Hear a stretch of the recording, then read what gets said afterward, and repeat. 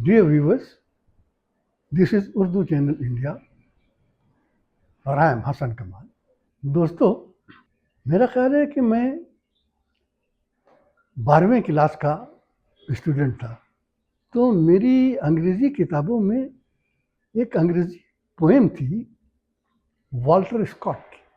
तो वो पैट्रियटिज्म और हिब्बुल वतनी के बारे में थी, अच्छी खासी। नज़्म तो बड़ी लंबी थी, एक लाइन मुझे अब तक याद है। उसने कहा था, breathes there a man with soul so dead, who never to himself hath said that this is my own, my motherland। यानी क्या दुनिया में कोई ऐसा मुर्दा दिल इंसान भी है जो ये जानता है कि जिस धरती पे खड़ा हुआ वो बोल रहा है ये धरती उसकी मादर वतन है। वो फादरलैंड नहीं इसराइल वालों की तरह, मादर वतन है, माँ है उसकी। तो हिंदुस्तान मेरी माँ है, मैं हिंदुस्तानी हूँ। और अगर कोई शख्स ये कहता है कि तुम हिंदुस्तानी हो, इसका सबूत दो, तो मैं कहता हूँ जहन्नुम तुम जाओ और जहन्नुम में जाए तुम्हारा सबूत। मैं कह रहा हूँ हिंदुस्तानी हूँ तो मैं हिंदुस्तानी हूँ, तुम्हें बात पूछने का कोई हक नहीं कि मैं कौन। मैं अपने मुल्क से मोहब्बत करता हूँ, अपने मुल्क में रहता हूँ, तो चुनांचे मैं भी इस में पैदा हुआ। अब इस मुल्क में पैदा हुआ हूँ तो इस मुल्क की बात भी करूँगा। अब जब मैं इस मुल्क की बात करता हूँ तो मैं चाहूँ ना चाहूँ उसमें नरेंद्र मोदी का नाम जरूर आ जाता है। क्यों ना जाए भाई, वजीर आजम है, वो प्राइम मिनिस्टर हैं, हमारे प्रधानमंत्री हैं, उनका नाम कैसे नहीं आएगा? उनके नाम के बगैर तो किस्सा हो ही नहीं सकता। और हम भी, हमारी उनके सियासी नज़रियात मुख्तलिफ हैं, अब भी मुख्तलिफ हैं, शायद कल भी मुख्तलिफ हैं, पहले भी मुख्तलिफ थे, लेकिन इसका मतलब ये तो नहीं है वो उस गद्दी पे बैठे हैं जो प्राइम मिनिस्टर की गद्दी। हिंदुस्तान एक बड़ा देश है, एक महान देश है। इस मुल्क की इस गद्दी पर जो बैठता है वो उसका एक कदो कामत होता है, उसकी एक साख होती है, दुनिया उसे मानती है। ये और बात है कि हमारे जो प्राइम मिनिस्टर हैं वो तो जब प्राइम मिनिस्टर बने थे तो सारी दुनिया घूम घाम चुके थे, इतना घूम घाम चुके थे कि वो राहुल गांधी कहते भी थे कि साहब उनको जब छुट्टी मिलती है तो वो हिंदुस्तान आते हैं तो वो घूमते रहते हैं। हमने देखा कभी वो कहीं जाके योगा बताते थे, कहीं जाके बताते कि हिंदुस्तान जो है वो गौतम बुद्ध व महात्मा गांधी का देश है, जैसे उनके अलावा किसी को नहीं मालूम किसका देश है। और ये तो बहुत बड़ा, और हम तो सुलह के पायबंद हैं। और ये कहकर वो सारी दुनिया घूम ली। कुछ ऐसी दुनिया भी घूम ले कि अगर मैं पूछूं कि आप उस मुल्क का नाम बता दीजिए तो आप यकीन कीजिए बता नहीं पाएंगे। मैं उनसे कहूं कि आप गए थे किर्गिजिस्तान, जरा कह दीजिए, मुंह से किर्गिजिस्तान निकाल दीजिए, हमारे वन नहीं निकाल पाई। मैं जानता हूँ फिर भी ये दुनिया घूमी, और दुनिया में इनकी धूम भी हुई। धूम इतनी हुई कि सारी दुनिया जान लगी कि इतना बड़ा मुल्क है, इस मुल्क में लोग आते हैं, यहाँ तिजारत करना चाहते हैं, यहाँ बहुत बड़ा मार्केट है, उस मार्केट से लोग फ़ायदा उठाना चाहते हैं। लेकिन बहरहाल इन्होंने जो सारी दुनिया घूमी, वो कहते हैं ना, किसी फिल्म में था कि सारी दुनिया घूम घाम के बना हुए हिंदुस्तानी, तो ये सारी दुनिया घूम घाम के बने हिंदुस्तानी। और इतने हिंदुस्तानी बन गए कि एक बता तो जाके ये भी कह गए कि अब के बार ट्रंप सरकार। तो ये तो और बात थी कि ट्रंप सरकार उसी मरतबा नहीं आई। तो बहरहाल आके ये इस गद्दी पर बैठ गए। ये वजीर आजम की गद्दी है और हम भी इसकी इसीलिए बहुत इज्जत करते। इस गद्दी पर बैठने वाले बहुत बड़े बड़े लोग थे। मैं आपको उनमें से चंद की बात बताऊं। इस गद्दी पर बैठने वाला पहला आदमी पंडित नेहरू था। पंडित नेहरू से भी बहुत से लोगों को सियासी इख्तलाफात,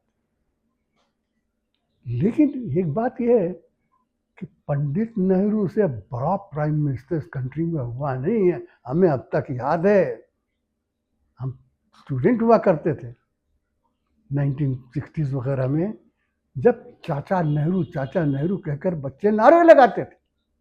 अब भी हमारे प्राइम मिनिस्टर कहीं जाते हैं तो बच्चों को ले जाते हैं, वो खैर मोदी जिंदाबाद तो नहीं कह पाते मगर बहरहाल ले जाते हैं। नेहरू के चारों तरफ देखिए बहुत बड़े बड़े आदमी उसके चारों तरफ थे। मौलाना अबुल कलाम आजाद थे, सरदार पटेल थे, पता नहीं कितने नाम लेना शुरू कर तो बहुत बड़े बड़े लोग थे ये सब। लेकिन उनकी जिंदगी में एक हादसा ये हुआ कि आखिर दिनों में चीन और हिंदुस्तान में झगड़ा हो। और चीन ने हिंदुस्तान पर हमला किया। बड़ा ज़बरदस्त हमला था सर। हिंदुस्तानी फौजी सही मानों में भाग खड़े हुए। हिंदुस्तान के एक फौजी कमांडर ने इस पर किताब भी लिखी है, कोहली ने, किस तरीके से वो वहाँ से सब कुछ छोड़ छाड़ के भागे थे। वो इतना बड़ा हमला था। हम उस ज़माने में लखनऊ में थे, तो काफ़ी हाउस में ये खबर चलती थी, अरे वो कमबख्त तो बिल्कुल दिल्ली, वो कमबख्त तो नैनीताल के करीब आ गए, अरे वो तो कभी भी हिंदुस्तान में घुस आएंगे। इतना ज़बरदस्त हमला था। लेकिन 7 दिन के बाद चाइना ने अनकंडीशनली गैर मशहूर तरीके से अपनी फौजें वापस ली, तो चली गई, जंग रुक गई। लेकिन नेहरू पे इसका असर हुआ। नेहरू अकेले आदमी थे कि जब थे तो चारों तरफ एक ही सवाल पूछा जाता था, आफ्टर नेहरू हु, नेहरू के बाद कौन? वाकई कोई नहीं था। बल्कि मैंने बताया बड़े बड़े आदमी थे, लेकिन में कोई ऐसा नहीं था जो नेहरू की जगह ले सके।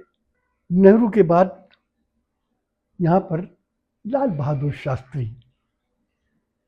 प्राइम मिनिस्टर हुए। लाल बहादुर शास्त्री देहाती आदमी थे, सीधे साधे आदमी थे। कहते हैं कि बड़ी मुश्किल से उन्होंने अपनी तालीम मुकम्मल की थी। शास्त्री के ज़माने में एक पाकिस्तान से एक झगड़ा हुआ। एक बात आप याद रखिए, पाकिस्तान और हिंदुस्तान से जब भी झगड़ा हुआ, यकीन कीजिए मैं हिस्टोरिकली कह रहा हूँ, जब भी झगड़ा हुआ उसकी पहल हमेशा पाकिस्तान ने की। हिंदुस्तान ने कभी पाकिस्तान पे हमला नहीं किया। 1948 से ले आइए और अब तक जब भी हमला हुआ, सिवाय इस हमले के जो अभी हमारे प्रधानमंत्री साहब ने किया था, क्या किया था वो भी आपको बताऊंगा बाद में, तब तक कभी हिंदुस्तान ने पाकिस्तान पर हमला नहीं किया। तो उस मुआहिदा ताशकंद में दुनिया की वजह से मुआहिदा करना पड़ा था लाल बहादुर शास्त्री को। उस मुआहिदे ताशकंद में उन्होंने पाकिस्तान को कुछ ऐसी रियायतें दी थी जो नहीं देना चाहिए, लेकिन देना पड़ी थी, मजबूरी थी, कुछ और रास्ता नहीं था, उन्होंने दिया। लाल बहादुर शास्त्री के बाद ये हुआ कि यहाँ पर प्राइम मिनिस्टर कौन बनेगा। उसके बाद मोरारजी भाई देसाई प्राइम मिनिस्टर बने। अब मोरारजी भाई देसाई भी अंग्रेजी ऑफिसर हुआ करते थे पहले, लेकिन मादरी ज़बान उनकी गुजराती थी। लेकिन वो भी ज़बान के मामले में बहुत वो कट्टर वट्टर नहीं थे। ये मुल्क ऐसा है कि इसमें जैसे मजहब कई है यहाँ, वैसे यहाँ ज़बानें भी कई।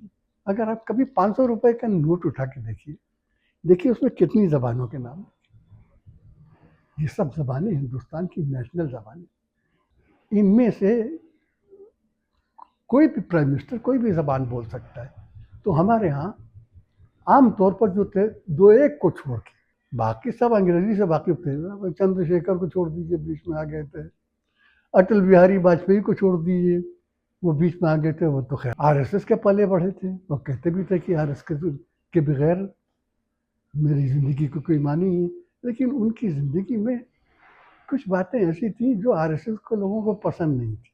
मिसाल के तौर पर एक मरतबा इलेक्शन में, यूपी का एक इलेक्शन था जो वाजपेयी जी को नापसंद करता था, उसने एक नारा लगाया था, सूर्य अस्त प्राइम मिनिस्टर मस्त। इसका क्या माने ये आप ही निकाल लिया, मैं बताऊंगा नहीं उसके माने क्या है, आप समझदार हैं। आप तो कहते हैं सूर्य अस्त प्राइम मिनिस्टर मस्त। और वो हिंदी शायरी भी करते थे। वो शायरी कैसी करते थे, मैं उसकी मिसालें दूंगा तो ये वीडियो ही ख़त्म हो जाएगा समझ। उसके अलावा एक प्राइम मिनिस्टर ऐसा बना था जिसे हिंदी वगैरह नहीं आती थी, उसका नाम था देवेगौड़ा। देवेगौड़ा कर्नाटक के थे, कन्नड़ उनकी ज़बान थी। वो हिंदी बोलने की कोशिश करते थे, नहीं बोल पाते थे। उसके बाद एक प्राइम मिनिस्टर वीपी सिंह, वो वीपी सिंह जिसने हिंदुस्तान की सियासत का नक्शा पलट दिया।